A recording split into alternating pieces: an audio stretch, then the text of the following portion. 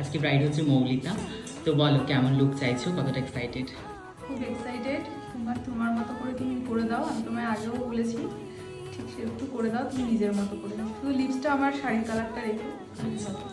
শুধু লিপস্টিক একটু পিঙ্কিশ রাখবো, হ্যাঁ। শাড়ি কালারটা খুব সুন্দর, ইউনিক কালার, সবাই রেড করে, তুমি একটু আলাদা করে। হ্যাঁ হ্যাঁ, তো এটা ভালো লেগেছে আমার। তো চলো ব্রাইডকে কেমন লুক দিচ্ছি আমরা সেটাও শেয়ার করবো। আমি নিজেই নিজেকে চিনতে পারছি না।